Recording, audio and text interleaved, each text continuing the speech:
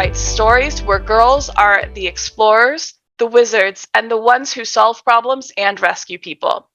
She helps recruit authors and audience for Strong Women's Strange Worlds. Kathryn, take it away. Thanks. I'll be reading from Talking to Trees, starting with the first chapter. Chapter 1, Jody. Jody Burns saw the green-haired girl step out of midair. At first, she didn't realize she'd seen anything unusual. This was the mall on Saturday, after all.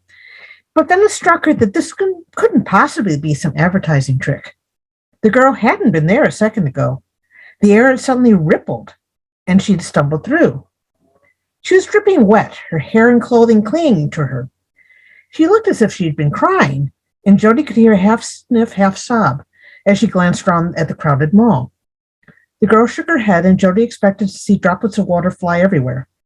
Instead, she only heard a faint rustle, and the short hair suddenly looked dry, lightening to sea green color. The water beating the girl's light brown skin and soaking her shirt vanished as if absorbed.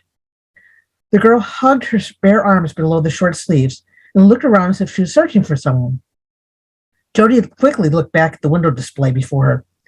Summer pastels were such a relief after the gray winter drabs.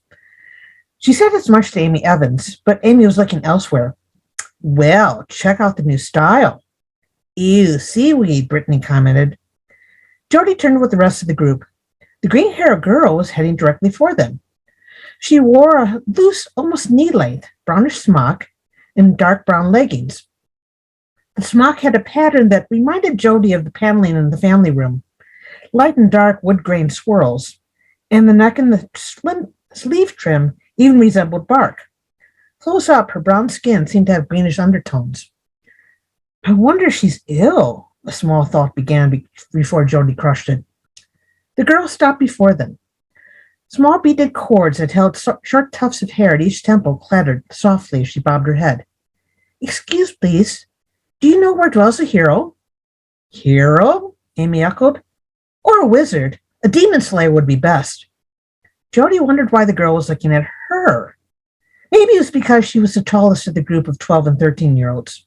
She knew she was dressed more in fashion than the others, but then the city stores she used to shop in were much better than those in small-town malls. She seems about her age, too old to be playing little kid games. You mean the Slayer? Brittany asked, emphasizing the name. Someone obviously watches too much television, she added to the group. Weird, Sadie commented. She made a circling gesture by her temple, and the others giggled. The girl looked from one to the other and finally returned her attention to Jody. Please, I need help. Definitely, Amy agreed. For one, that hair color is so out. Out where? She seemed puzzled, and several of the girls laughed. Jody actually thought the girl's hair color was interesting. Seafoam, she thought the shade might be called. She tried to remember if she had seen any outfits in that color. It would definitely suit her blonde looks. Unnervingly, the girl focused on her again.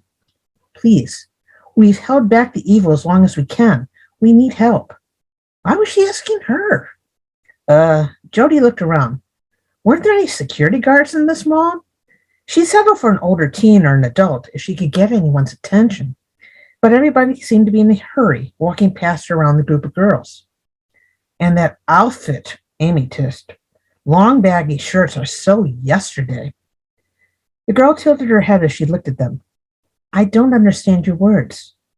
The watcher of gates said the first person who saw me would be the one to help. She looked again at Jody, who tried not to squirm.